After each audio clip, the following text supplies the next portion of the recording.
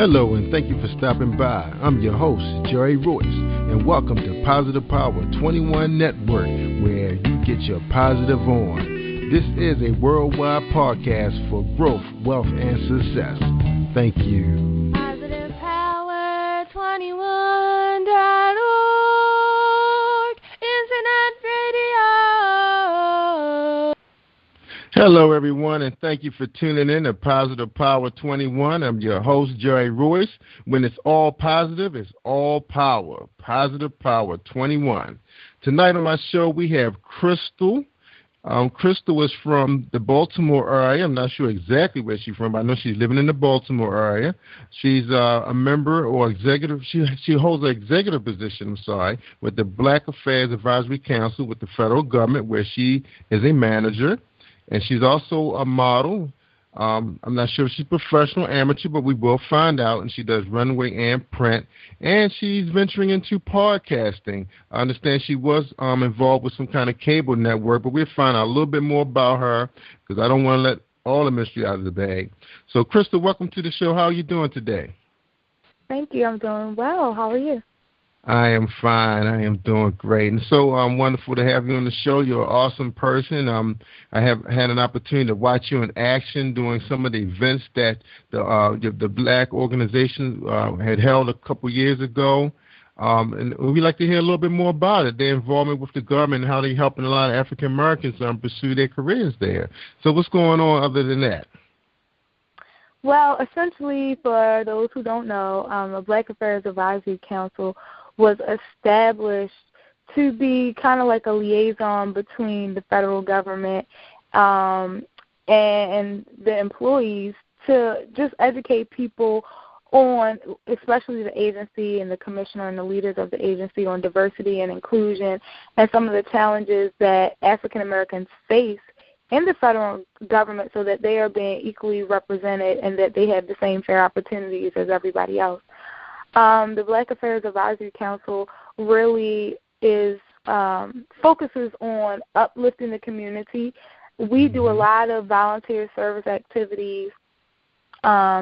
We also hold an annual fundraising initiative in which we collect money to do different things with. This year we're having our 5th annual gala event. And that event is going to be held at Martin's West on February 28th. So if people are interested in going to that, I definitely encourage them to reach out. It's on Eventbrite. Tickets are $55, and essentially what we're doing this year is we're recognizing nonprofit organizations that have made a contribution to the African American community, and they're going to receive a portion of the proceeds. So we're honoring 2 organizations in Baltimore. All right. So people need to come out to figure out who those organizations will be. That's right. Yep. Don't tell them. Let it be a surprise. All right. That sounds good. So you hold an executive position with the organization, right? Yes. I'm the 2nd vice president. Okay. Now, are they holding elections this year, or are you going to run again? Yeah. Yes, I actually am running for the president position. Get out of here. Yeah, the elections are going to be forthcoming. They're held in March, and the new officers take their position in April. All right. Now, that sounds like a big, big step. You ready for it, huh? You ready for that task? Yeah, I am. All right. Now, this is what we want to find out. Now you're making time to take on this big role because I know the president right now, and we need to know a little bit about you. So tell us a little bit about your background so we can understand how you have so much room to take on this big responsibility as well as being a manager, which I know takes up a lot of your time. Being in management, it's kind of it gives you a little more flexibility because number one of your duties as a manager is to ensure development is happening. That's one of my expertise, development. I outside of FSA have a lot of leadership skills and abilities and experience. The current president right now is also a manager. Most of the presidents that have sat on the organization have been in management positions. Right. You don't have to be a manager to be in the president role, but you have to be abreast of some type of labor relation because we're, like we said, we are a liaison. So when employees don't go, we're not the union. We don't act as a union, but employees bring issues to us that deal with like civil rights and equal opportunity. And so if you really aren't aware of those policies, which you're made aware of when you reach the management position, it'll probably be a little more difficult for you to directly answer or address questions or concerns as they come without seeking advice. Yeah, and right. we always seek advice because we want to make sure that we are giving out the correct response, and that's why we have a Creole liaison. So really, even if you don't have a management background, you can still run for the position. But outside of SSA, I'm the vice president of my community association. Oh, get out of here. I'm the executive director of an emerging nonprofit organization called Be More Progressive. It's up and coming. And I coordinate a lot of external service projects on my own within the Baltimore metropolitan area. So I think that my expertise is what is needed to help build, and develop the organization and bring them to a different, more innovative era on how we are reaching our membership. That's right. Good for you. Good for you. Now, you talked about your modeling. Now, how you find time to model? Because I know those showcases take up some time with the rehearsals. No, actually, modeling, you rarely have rehearsal. No rehearsal. The only time you have a rehearsal is if you are dealing with a production that really isn't mainstream, because modeling is the easiest thing. Now, I'm an actress and a model. Modeling is easier than acting because with acting, you have to study the character. You have to, memorize lines, and you have to take time out. The majority of the fashion shows or photo shoots that you're going to run up against if you are first starting off, and a lot of people who are interested in modeling need to really understand that 9 times out of 10, if you have 0 modeling experience on your resume, you're not going to get paid to do it. Right. Because you need to build your resume. So someone who is just starting out in modeling needs to really be open to building their resume and not really trying to chase the money. But as you develop and expand your network, your name will get out there and people will start requesting you. Once you show presence, like I've been in Baltimore Fashion Week, there's no rehearsal. I've been in a lot, like DC Fashion Week. I've been in a couple of specific designers' own fashion shows, no rehearsals. Because really all you're doing is putting on the clothes and walking down the runway. Right. So you don't really need to rehearse that. They really, the only rehearsal that you'll really get is the day of the show, just to get a little heads up of what they want you to do on the stage. How about like dress rehearsals? You don't do dress rehearsals anymore? No, you don't. No, not for modeling. For plays, yes. But for modeling, the only thing that you're required to do is go to the audition. Once you go to the audition, you perform your physical walk because a lot of designers choose you based on your walk and how it looks and the type of confidence you have because you have to sell the garment that you're wearing. Right. And they want it to be so sophisticated that you are selling the garment, but at the same time not taking so much attention away from the garment that people are just so engrossed in your walk. Right, you know what I mean? That's so, right. Yeah, so it's I remember those easier. church fashion shows. Yeah, those church fashion shows, that's when you see those girls like really throwing their hips into their walk, and they come in various sizes. Right, so, and then 9 times out of 10 with church fashion shows, people who aren't really using a professional modeling setup like a real stage and things like that, those are the types of shows you may get rehearsals in because models have to be aware, like, where am I walking? What is going to be the makeshift stage? You know what I mean? So you'll see a lot of rehearsals now. Now, because I have a lot of modeling experience, if they require a rehearsal, 9 times out of 10, I probably won't do it just because it's, if once you know how to model, you don't need rehearsal. Yeah, just show up and do the show. Yeah, just take direction. If you're a person who's able to take directions and follow them, you'll be fine. All right. So how many shows you do a year? Now, I limit it now. I try to do at least one a season just to keep my resume updated because, different types of fashion come out.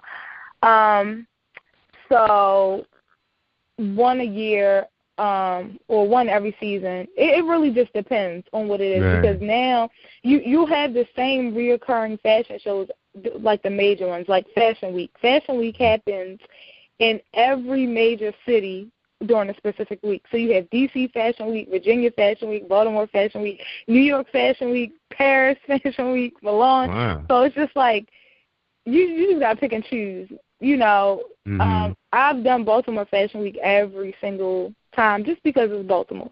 And they always have different designers, and I just like to show face and support. Now, most Baltimore. Of the designers, they are from the Baltimore area? No. No. Okay. Most of them, the majority of them may be, but I can't really say that because Fashion Week is more than one day. So collectively, it's probably even number of people because you'll have New York designers travel down for Baltimore Fashion Week. You'll have people from Virginia. Wow. So you don't have to be from Baltimore to be in the fashion show, neither as a model. Because, like I said, for Virginia and D.C. Fashion Week and New York, I still go audition for those, even though I'm not, in it. Now, New York Fashion Week is a little more competitive.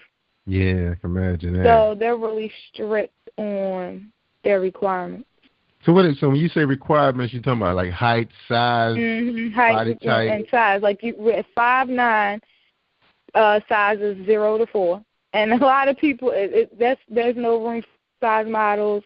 They're really strictly, and that's how New York actually coined their own term, New York high fashion runway. So now a lot of times people are leaning towards the New York high fashion style of runway. Did you get paid a little bit more money? The stuff you see. No, that's just a style of walk that they want and a style of like advertisement. So that's what you would see on like the Victoria's Secret fashion show. Yeah. That is New York high fashion runway. Look like this but like Rip the Runway, like if you look at BET's Rip the Runway, how they be having people riding bikes down the aisle, skating down the aisle, dancing. That's not the typical runway. It looks like, to me, I've been watching the Victoria runway. They seem to change their style a little bit. Yeah. First they used to walk like robots. Now they look like they almost dancing a little bit to the music, like a little. Yeah, I guess it just depends on who's coordinating because they used to be really strict. Yeah, it looks like they kind of livening it up a little bit more now. Probably because they got to compete with Rip the Runway. That's right. And they need those viewers. And it seems like the designers are a little younger now, so maybe they want a little bit more, rhythm in the show. That's what instead of making it look all stiff and everybody just walking out like they walking in a straight line like a robot. Guess those days could be over. So now your body type. Now, do you fit the mold for New York? Not the height. No, my height is 5'7", but I usually get away with it because I have a really nice walk, and so designers will just let me go on the show. But difference is I have to wear 6-inch heels. Oh, okay. so that everybody else is not towering over me. Yeah, I understand. So Baltimore, Virginia is like no problem. DC. I mean, Baltimore, Virginia, like Baltimore, you'll find them trying to still hold on to the same standard, but they are really lenient. Like, if you don't meet the requirements, they'll work with you. Because they're really, like, Baltimore is really into getting people exposure and learning and pioneering, so they'll work with you as best as they can. All right, even training. All right, now tell us a little bit about the acting. I mean, where can we see you? Well, I do what don't I do? I do plays, web series. I was in a film that went straight to DVD. Nothing wrong with that. Got to start somewhere. Yeah. So right now, the most recent production that I was in was a web series,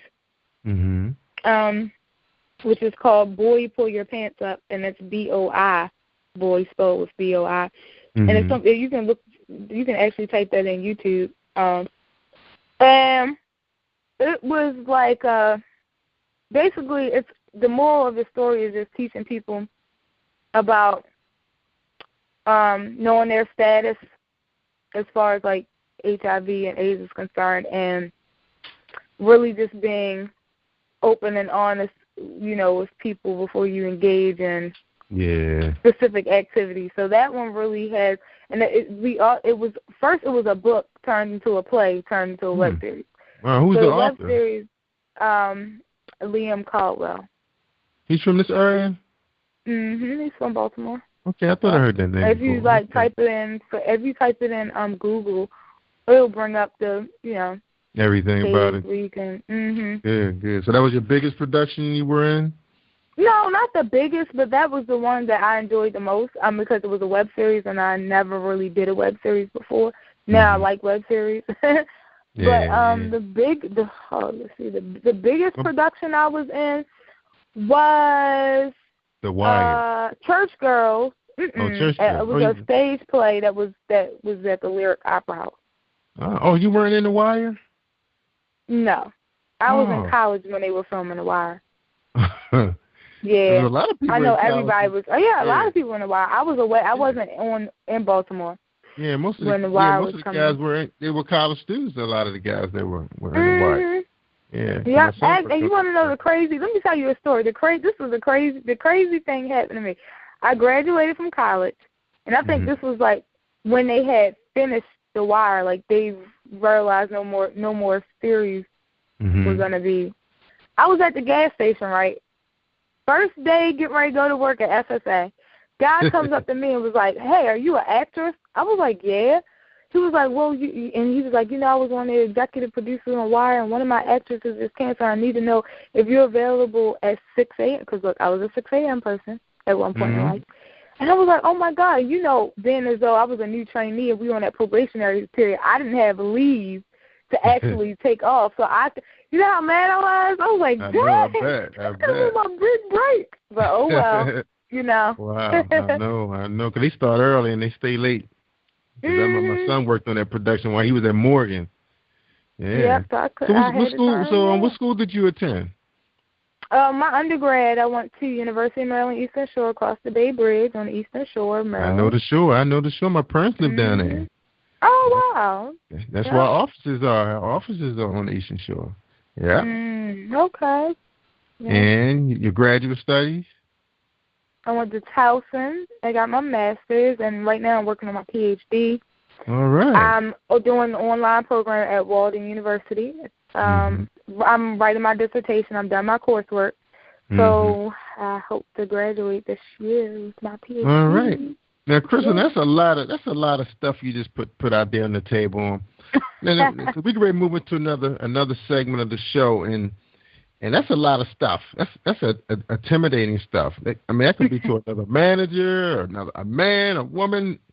That's a lot of stuff you got going on. Yeah, it is. It's frightening to the normal person. Yeah. And you're still young. I know. I'm only 28. Oh my gosh! Yeah, you still have. Shit, this is like the second chapter of your life right now. We always count, middle school, high school, all that stuff is the first chapter. Moving into the second, you accomplish a lot in such a short time. Now we're talking about relationships. Do you have time for it? You have time? Honestly, no. I really don't. Second question. Look, this is the problem with me. This is the problem. I prioritize everything around everything that I do, and I really this is my thing. A lot of people don't understand how busy I am, right?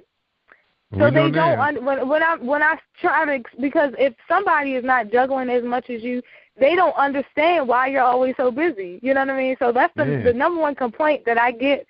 Oh, you don't have time for me, and it's really not that. It's I may spend, during a week, I might not I may have like an hour or two. But some people, they just want to be sitting around on the couch all day. And I'm like, if I need a person that's energetic, and if they are interested in the same things that I am, I think we will be able to spend more time together, because the places that I belong at 6 p.m. after work in a meeting, they'll be right there with me. You know what I mean? Right, that's right. Now, let's back up a little bit before you move on. Now, so are you seeing anybody right now?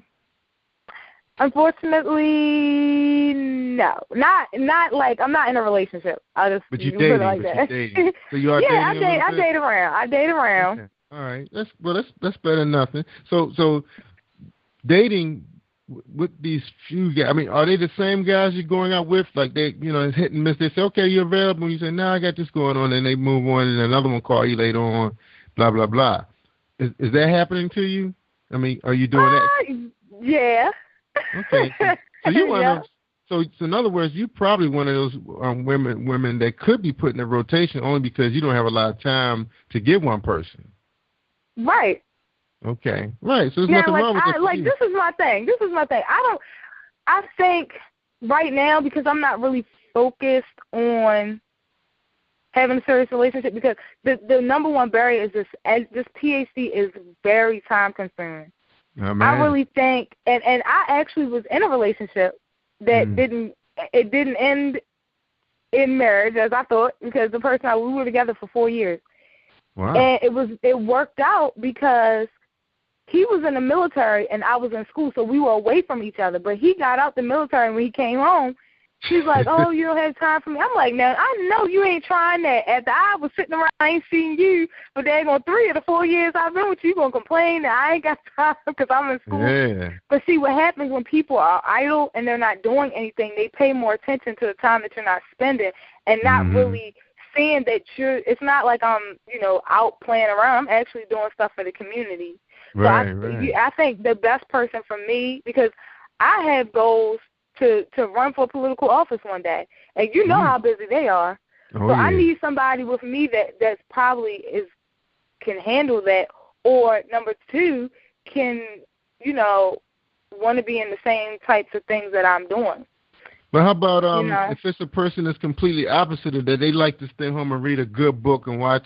They don't really need no participation from you to enjoy the things they like. So when you do come together, like say, they're busy consumed in their work because they can bring their work home. So say Saturday and Sundays, you guys make time for one another. But during the weekdays, and see, that would work. That would work. But you want to know what? Unfortunately, the type of guys that I'm attracted to are the opposite of that. So tell us about it. Who are these guys? Man, I see. Okay, first of all, I start off. Now, a lot of people may disagree with this philosophy, but I'm a firm believer that if you're not physically attractive to me, I don't even want to really get to know you on that level. Like, I'm gonna put you automatically in a friend category, and that's it. Now, I am I don't know what I like. I don't want to call them pretty boys, but I like guys that keep themselves up, because I don't want you being prettier than me. You know what I mean? Yeah, you want so I want somebody. So I like guys who are in tune with fashion, because I'm a model. So I like people who can dress, and also have a good head on their shoulders, doing something with themselves. Right. Now, I'm not one of them people, because I have a friend, she's like, if he don't have a PhD, he can't date me. Now, I don't go that far, because that's just, to me, as long as you're doing something positive with yourself, you have some type of job or aiming or getting educated to get one, you're doing something to take care of yourself and demonstrating that you are an adult, then I don't mind. You know what I mean? Let's back up a little bit. Okay. Now, you like guys that you say you're visually attracted to first. Right. Is that the first thing first? And then that's the first thing. You got to get to know him. So if you're attracted to him visually, his mind, he doesn't really have to stimulate you mentally that much for you to still hang in there with him? See, that no, because that's the second part. And then this has recently happened to me. This has recently. There was a guy that I had met at an event, and I was like, man, what he was trying to do is, and I think this is funny, but some guys don't randomly want to come out because, like you say, apparently I look intimidating, and this is what the person said. So they didn't first want to really reach out and say something to me. They tried to be slick with it and try to pitch me their business, right? Okay. Now, the only reason it worked this time is because they were very nice looking, appealing to the eyes. So I don't recommend that for people because I really think if you have an ulterior motive and you slide me your business card about your business, I'm only going to contact you because that's the conversation we had. You know what I mean? But because I thought the guy was attractive, I probed him a little bit. I'm one of them, like, I speak my mind. Like, I'm a very, like, upfront, and most guys are like, wow, I can't believe you're that. They say I think like a guy type thing. I'm like, really? Frank. You call that frank. That's because I have all my friends, almost all my friends are guys, and they be giving me the inside scoop. Yeah. So anyway, so I took the guy's business card, and I'm like, man. So I asked him, you know, if we could hang out one day, and he was like, yeah, sure. So come to find out, of course, he liked me. And then when we started hanging out, this is what happens. The mental stimulation part starts to come in. Because after the first couple of days, you're getting to know somebody. All right, you know them. Now, after you know them, they're attractive. You know them. You know what they do in their life and all that. Now it's like, okay, what's next? And then I'm tapping my fingers on the because now it's like some of the things, again, I'm into politics. I'm into, like, so I like to spark up specific conversations, and I like to debate for fun. Yeah, that's a fight for some people. Yeah, that's a fight for some people. So I mean, and then the guy is just like really like deer in headlights type thing, and I'm like, wow. Wow, really? Okay. So then I try to let him, you know, not try to go so deep into stuff and just see where he is, and it's just like. So what was his conversation? I mean, what was his conversation? It wasn't really about nothing. It wasn't about nothing. That's why I was like, oh, this ain't gonna work. So what I do is, he couldn't go sports on you? Not even like, and I like football. So we could talk a little bit about football, but it really wasn't. Really nothing. The only thing that he had no passion for that, huh? What was he about then? So what was he about? What did he like? Just him himself? Oh my God. He liked to eat, work, and sleep. That's a husband. So, but see, I understand it because apparently the person had like a kind of like a rough life growing up. So they really engross all their time in trying to make money so that specific situations don't reoccur to them again. But you can't, like, workaholics, okay. I'm not a workaholic because I know my limits, but they kind of are like the same thing, like busy like me, but they're busy doing other things. And this the reason why the thing, it didn't really work out with me and this other guys, I guess we just don't see really eye to eye on stuff. Like, as far as so he started boring you after a while, right? He did, and I'm brutally honest. I think he might have took it the wrong way. Oh, because I don't believe in wasting time. And I just brought it up. I said, look, this is the type of individual I am, you know, and he was trying to, like, you know, want to increase the time we were spending together. I'm like, but I don't really think this is going to go anywhere. But, you know, really, he was really husband material. You know, he's home, he goes to work hard, he comes back and he sleeps. While you out there working the city, but don't invite somebody out when you sleepy though. Oh, that's the part I don't like. Like, you can't even engage in conversation, and you look real like glassy eyed because you tired. And I understand you work, but maybe today wasn't a good day for you. You know, go get to sleep. And then when I try to say no, you worked all day, just go ahead. We can go out tomorrow. He's like, no. I'm like, okay, all right. So go out, and then it's just like womp. All right, so that was one down, 20 to go. Right. So what's the other guys like then? And, you know, like all the pretty boys like that? See, this is the thing. Like, okay, so there's like another guy that I like. He's really intriguing. But again, now I really think this other particular guy, I really think that I would probably be more compatible with, but it's just that we are both equally busy. We really don't really have time to really spend with each other, and that's okay. Yeah, you know, because I ain't really trying to get in a relationship anyway. Right. So there could be something maybe along down the lines. But so where is he? Where is he? He's in the DMV area. He's in the area? Yep. Oh, cool. Okay. I thought you were gonna say work. Oh, same type federal job. Yeah. Okay. It sounds like you need a guy that works at the work at the job so you can have lunch with him. You know. I know. You want to know what? I don't like that because you want to know. When I first started working where I work, I have this like philosophy. I don't really want to date the person at work because if something goes sour, they might bring it into the office, right? No, guys are not like that. Oh, well let me explain that. Now, this is my assumption. So somebody somebody comes up to me and tells me, "Hey, this guy likes you at the job." I'm like, "What?" I'm like, "Are you serious?" And I want to be the people that you really don't even pay attention or think they like you because they just avoid you, and that could be obvious too.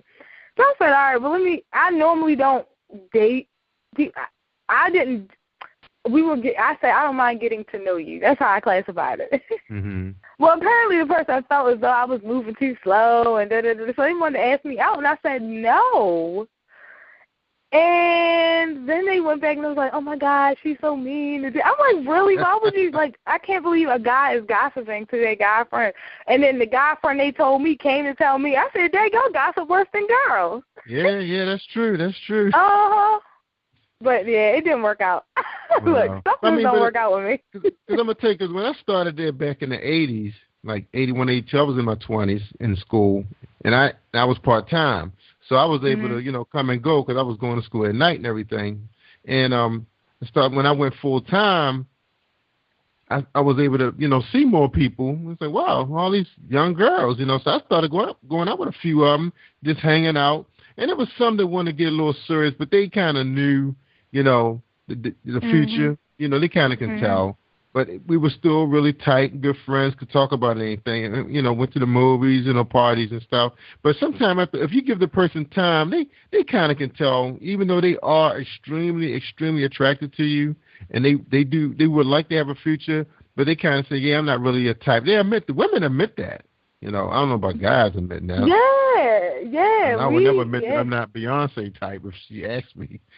I was like, yeah, I'm your type, Beyonce, but realistically, I'm not. But I understand what you're going through. You kind of got to be careful. You kind of don't want to, have your business. And lurking, this is my thing. My thing is I don't like wasting my time because I was in a 4-year relationship that went nowhere. I really felt as though I wasted a lot of time. Yeah. And so I'm like a strategic thinker. So I'm like, you know what? I'm not getting in a relationship till I know that this person can handle, number one, the fact that I'm busy. Yeah. And number two, that you can we talk about something? Because I like to go out. I like to take spontaneous. When I do get free time, I like to enjoy my life. I like to go out of the country, take trips. And I don't mind paying. You know what I mean? So I want to make sure the next person is somebody that's going to deserve all that stuff. Well, but it's going to take a little time because, you got a lot of guys thinking about moving into politics. So once you start really getting into politics and start meeting those kind of guys that belong to those associations that are real serious-minded like you, the only thing I think you may have problems with is some of those guys that don't think a woman should have more credentials. And those guys now, if you find a guy that has the same thing you have, and he can handle that, then you fine. But if you have a guy that's like working his way up, still in law school, struggling, he may find you a little resentful. You may have some problems. Yeah. But just keep moving on, right? Yep. Now you said you're 28, so you still have enough time to maybe blow 2 4-year periods in a way. Yeah. Think about it. But I do. Are you right? Look, that's that business mentality. I don't like to waste time. Because most men shouldn't get married till at least 30, 32. We ready. Yeah, because you know what I found that most guys, they're like really like they're like in their older, their upper 30s, early 40s, and still ain't even married. And I'm like, what's going on? Because back in the day, they used to get married, and they used to get married really young. Right. So I'm trying to figure out like what is why are they waiting later? And my advice is you should find out what it is, because I always tell my sister, if you meet a guy that's in his late 40s, early 50s and has never been married, you need to find out, because he's single for a reason. Right. Ooh. Say that one more time. I need to hear this one. I need to put that on my Facebook status. Single for a reason. You need to find out, especially, I say 35, 40. Something going on. It's his habits. It's something in the back. It's in the background somewhere. It's something you have to find out. What is funky about this dude that nobody snatched him? Especially most of all the conversations that's been going on DL on Hulu's show is, there's not enough black men. And I mean, the big conversation today was everybody's upset about that Cheerio commercial because it was I think it was a white man and a black woman and a biracial child. Yeah, they trying to scandal that. They trying to Olivia Pope that commercial. Right. So it's like, people was like tripping, and they said, well, who was the parties that was really upset? And they said it was the white men, but they were hearing that it was the black women that was mostly upset. So I don't know. How did you feel about it? I mean, honestly, I really thought that they were trying to tap into diversity, because me, I'm going to look at it from another. I'm going to look at it from a whole. But it also, I can understand, because if you look at the African-American population, it seems to me, from most of people's point of view, that they're trying to X out the African-American man like he's not important and doesn't exist. So I really did. That's the only thing I didn't appreciate. It's like, if they would not have done it the other way around, like swapped it, they would not have done that.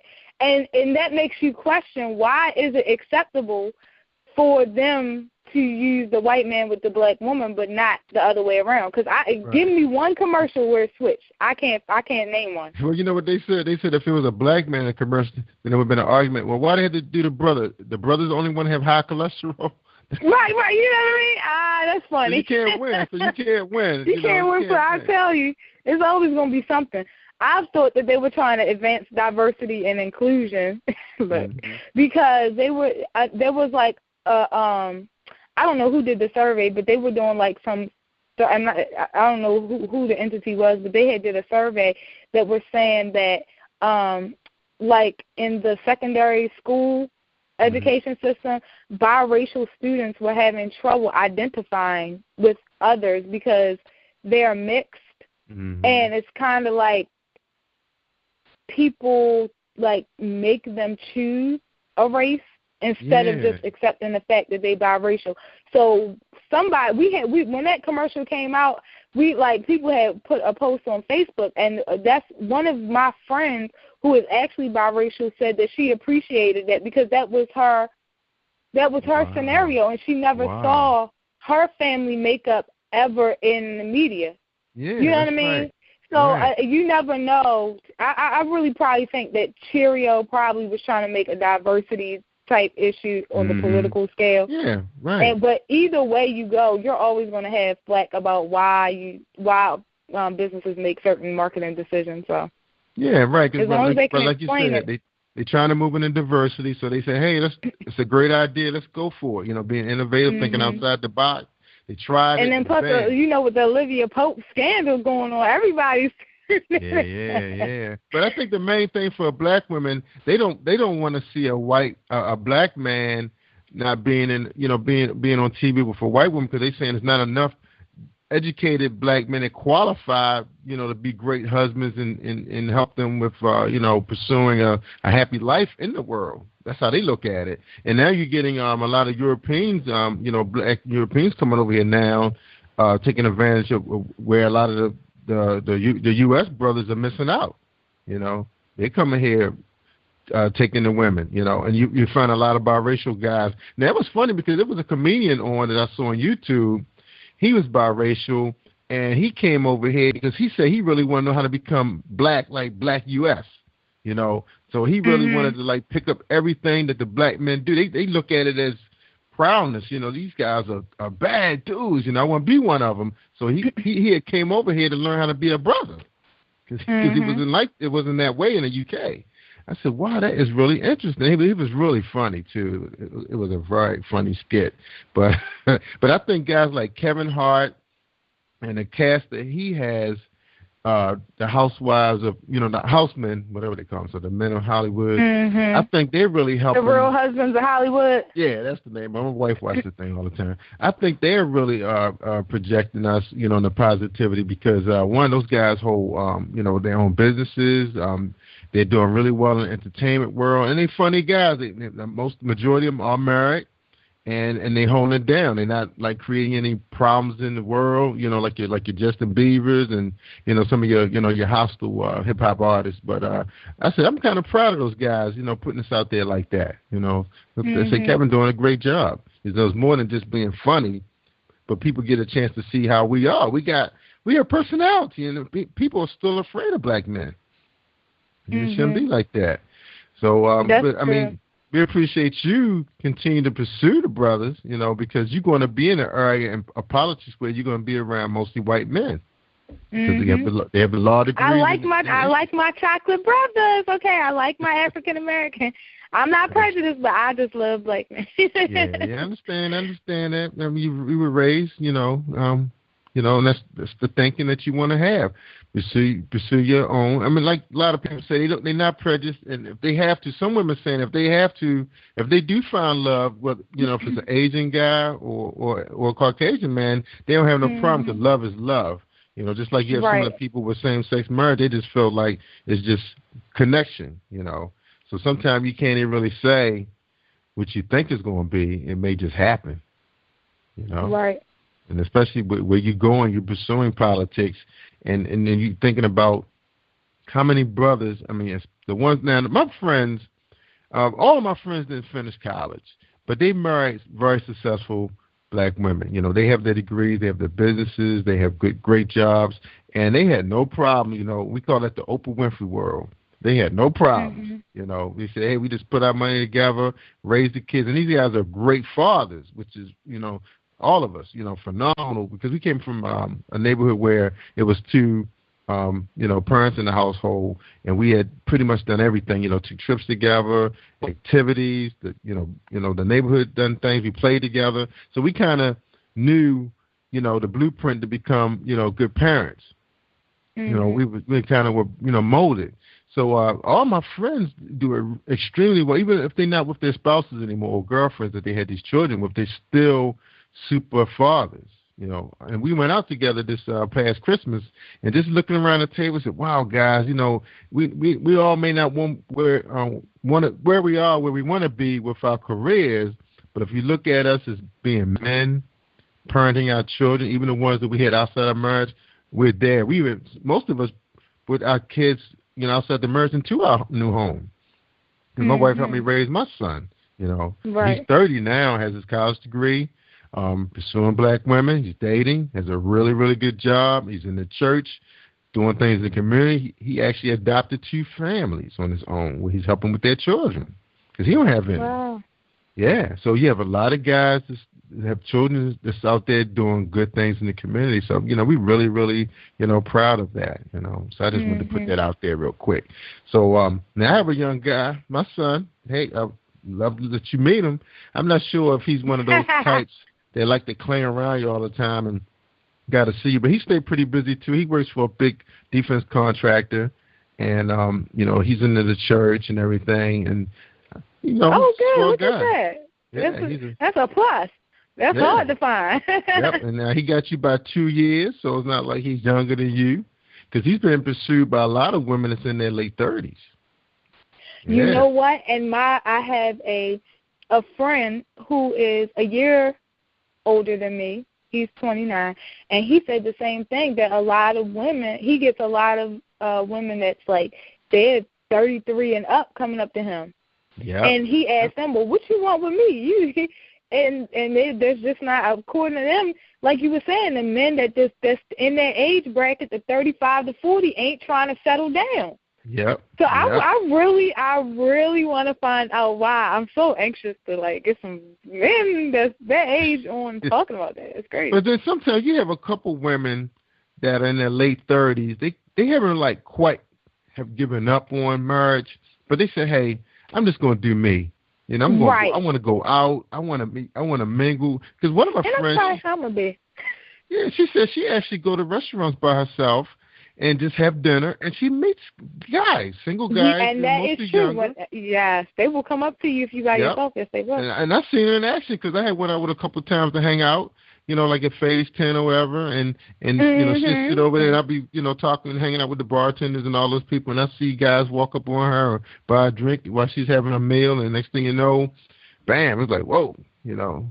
Right, go ahead. Because I don't have to drive you home. Right. So, you know, and she said, and she's been telling her girlfriends, don't be afraid to do that. Don't be afraid. True.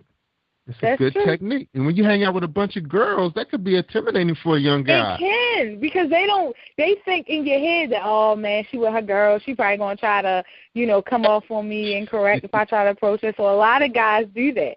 And or I would always have like to one agree. hater. There's one hater out the group. Oh, yeah. Three women, got to be one hater out there in that group. And then you'll find, I know the problem I used to run into, that's why I don't do big groups like that no more. Like, you'll tell a girl, oh, I like that guy, and then she's trying to compete against you to get the, you know, I'm like, all right. And then when he come to you, then your friend getting mad at you, like, really, you gonna get mad? It ain't like I did anything. He came to me, and you trying to get him. That's right, throwing that hate out there, and then he thinking, now he looking at it, the signals are coming off different now. I was like, yeah. Girlfriend hating on me now, you know. So now he's like confused. You know how mine are we have a one-track mind, so it's like he's going off the track. And, you know, right. You don't know because the signals are all over the place. Yeah, sometimes you got to be careful who you take with you. Sometimes you have to have that sidekick with you, if you know, to think like you. You know, so both of you could be flirty, and then he can decide, you know, which one he wants, and you guys got to be able to appreciate that you both have that personality that it complements one another, but at the same time it help you meet guys, because he could have the buddy that could be the gold mine. It could maybe not him. It could be his buddy. He said, "Wait a minute, I got a buddy in here." Next thing you know, he bringing two friends over. He's like, "Wait a minute, now you got your choice now," you know. So you girls gotta look at it like that. You guys gotta strategize instead of hating, and then don't take the ones with you that have boyfriends that's not doing well. Don't take those girls with you that got the boyfriends that are all messed up and all they do is complain, or they got deadbeat husbands. Never take them with you unless you're just desperate to go out with somebody. Lead them home. Right. Don't nobody got time for that in my Yeah, they will mess up the evening. Yeah, we know that because, you know, I mean, I know the times now are not that much different than the way it was before I got married, because I dated mostly through the 80s, because I got married in 92. So basically 90, I was actually looking for a wife. I was about to turn 29, and that was like my goal. And I had met a number of really fine black women. I mean, it could have been any one of them, but I was looking for somebody that was a little bit not like me, not as outgoing, just laid back, would like to have fun, have their little niche that I can enjoy, you know, also. Because I don't like, how can I say? I don't like a person with me under them all the time. I want to have some space, you know, like, you know, right. I want my room and you have your room, and then we get together, you know. That's right. You know, let's watch the game together, but not every game. Right, because sometimes you might want to hang out with the guys. Yeah. Now, you know, she gave me a son. You know, my son. You know, he's 11. We have a ball together. You know, and so so he takes up that. So she don't have to worry about sitting there for 4 hours or 8 hours worth of football on Sundays. He got that. You know, so you know, as long she hung in it as long as she could. You know, because her team has been losing for a number of years, so she just completely lost interest until we got the Ravens, you know. So that's our thing. That's right. We bleed purple up in here. I'm telling you. But Crystal, I mean, the dating world is so interesting right now. I mean, I understand there's some other shows are birthing out there on the cable network where they're talking about the mind of a man. Do you remember there was a show years ago called Mind of a Married Man? That was the funniest show ever. These were three guys that worked in the office together, and it was mostly women just graduating from graduate school that were getting jobs in the office, and they would try to they would just size them up. And I think one guy actually was divorced, so he was kind of like a gigolo out of the group. So they basically lived through him because they were married. And their wives were nice, but they would stay home. So when they come home, she just got her hair and rollers or a robe on, nothing glamorous that compares to the girls in the office. So their mind always was wandering around, and they had to live through this one guy every weekend. Every Monday, he gives them the whole play-by-play of his weekend. That was the funniest show ever. But it's a show out now called Mind of a Man. Have you seen it? No, I have not. Yeah, I was thinking about checking it out. When does it air? What network? I can't remember. I'm thinking it's BET. That's what I'm thinking. Okay. I'm gonna look that up because I said I need to watch that, get some ideas. What's going on out there in the single world. Because basically, I'm getting all my advice from the guys at work. What's going on, and some of them kind of a little clueless on that end. Yeah. But they're not very assertive guys, Now, by you being, we kind of put you in the category of being assertive. How would you work out with a guy who's really laid back? He doesn't require a lot of you all the time. Oh my God, that would be that would be God's gift to the world. Now, how about his body type? But does he? You say you like really fine guys. There's not a lot of guys. I'm not really too picky. I don't want you so skinny that you a stick, but I don't want you. I like football player style. When you say football, but I like height too. Lineman? You talking about lineman, or you talking about? No, probably like a wide receiver. You like okay? So the wide receiver, that's a different ball game. Those guys are cut up. I know. I know. Now, it is a friend of mine. He's wandering around in Security West right now. He kind of resembles a little bit he looks a little like Nelly. He's been on the show before. He got a Band-Aid or a cuts over the eyebrows. Nah, but he's a little taller than him, but he looks just like him. Very smart, has his graduate degree, and he's wandering around in your building right now. He's on one of those management programs, and real nice guy, really busy like you. He coaches. He's a physical fitness trainer, and he's working on some entrepreneur projects. Oh wow! Right. Yep, it look perfect. I look at him like a son. And see if you can locate him. And we're going to get back and see if you can locate him one day. Oh, okay, yeah. And he's friends with Vincent. Oh, really? Yeah. I didn't know that. So you can easily locate him if you do a little bit of, detective work. I'm a criminal justice major, but that's my undergrad. Let me see if you can locate Interrogation him. Yeah, let me see if you can locate him. See if you can pick Vincent mind and see if you can meet him. He's a really, really nice guy. And I probably know who you're talking about. Yeah, I'm not gonna say his name on air. I'm not. Yeah, don't. Put people out there. They be like, oh God. Because we had a really interesting conversation with him because I think he said the main reason why he had broken up from a long-term relationship, and he had a really fine girlfriend too. And the thing was, he came to a point where he couldn't give her 24/7 anymore. He was at a point where he wanted to do community work. He wanted to get involved with his girls' lives. He wanted to do a whole lot of stuff that was always on his mind, things he couldn't do while he was in school, for a long period of time. And now he's able to do those things. She couldn't handle it, but then she got suspicious, thinking that, oh, he must be doing something else. Now she's being insecure. Could you handle that? What would you think if you had a guy like that, has it all? We call him the BMWs. He's like the 7 Series, and it came to a point where he said, "Babe, you know what? I want to pursue some things. How you feel about it?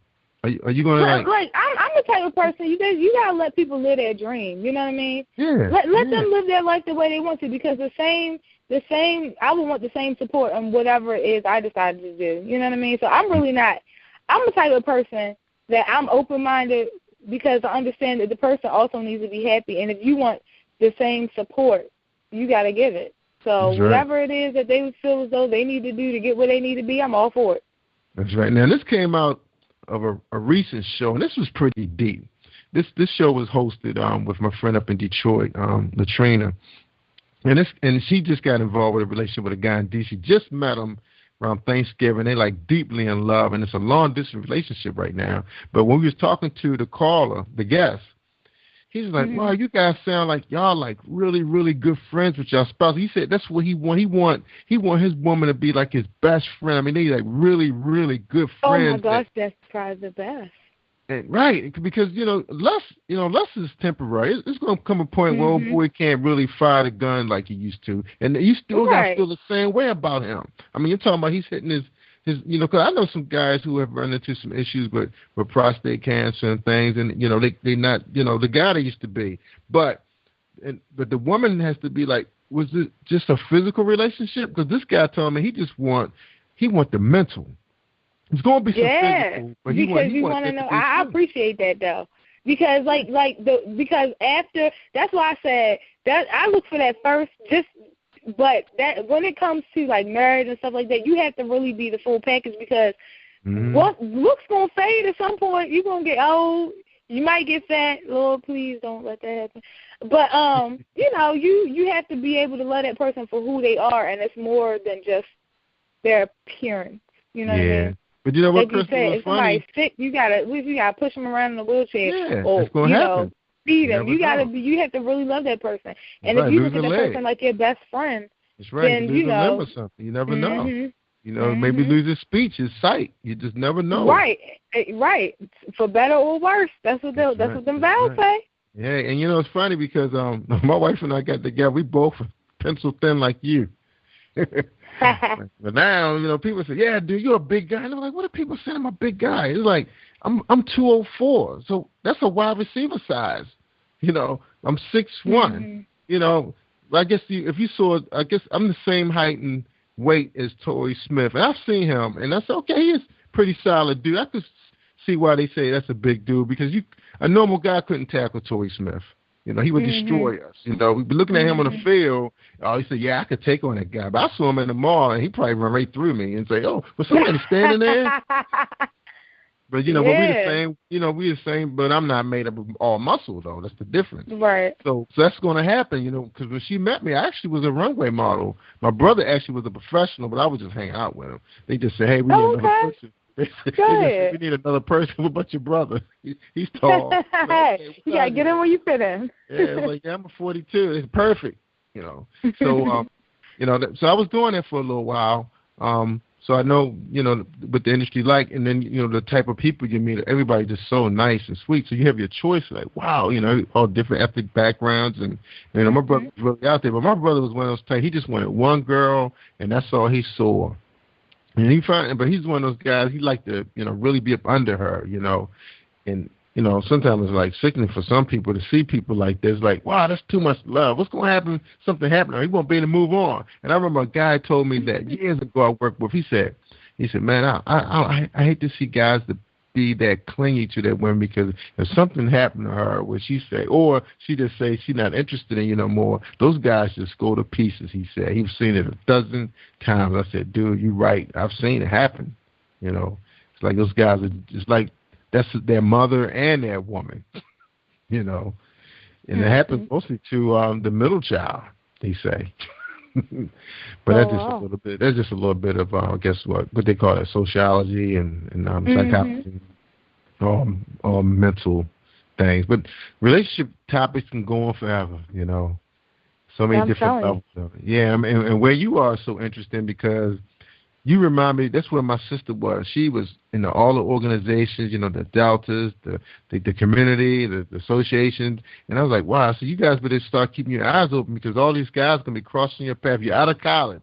Your chance of meeting a great guy is going to be slim now because you're going to be limited to just the people you work with and the people you worship. Oh, my God, that is so true. So that's what you got to do like your friend does and go eat out by yourself. That's right. You got rope. And that's what she said. She finds some of the finest restaurants. Hey, Crystal, you hear me? I'm back. Yep. Yes, I meant to warn you that sometimes this thing drops the call, but it's because we've been on here for so long. We probably going to be past my my time I can upload to YouTube. So we may have to be able to end this show, and we'll get together again. We'll try to co-host with somebody, but I really appreciate having you on here, adding insight to your life, and I hope the guys can really observe what you were saying. A person, at your caliber, you have no problem, with a guy who's living a normal life, who has an average education, as long as he's a good guy and can be your friend. That's pretty much summing it up. Yes, that is. That's summing it right on up. All right. I'm looking forward to meeting you in person soon, and maybe we can do an event live somewhere. I do have a show to do on Wednesday with a group of women who are trying to become fitness bodybuilders at the age of 50. Oh, wow. Yeah, I'm looking forward to that interview. I'm not sure how many of them, or if it's just the instructor. I think I got misinstruction, but I'll find out on next Wednesday. Okay. But look, you have anything to say before we close out, and hopefully we'll be able to carry that on the show? Right. No, just, people can look for me on Twitter. I'm at Chrissy Francis. That's one word. CRISSI is Chrissy. Or you can look me up on Facebook, Crystal Francis, and, follow me. Keep tabs on what I'm doing. I'm doing positive things in the community. That's right, and hopefully we'll be able to get you up on Positive Power on a regular basis so people can follow what you're doing and getting information from the guys, because you're talking about doing a show called Love and War, which would be very interesting, because there's a lot of guys got some very interesting things to say, I'm sure. Mm-hmm. Yep. All right, ladies and gentlemen, thank you for tuning in, and continue to stay on our website and listen to all our interesting guests. We try to bring you positive people. So when it's all positive, it's all power. Positive Power 21. Thank you for tuning in to the Positive Power 21 Network. Team 21 would like to thank you all for tuning in, and please spread the word and tell a friend. This is Jerry Royce at Positive Power 21, where we get our positive on.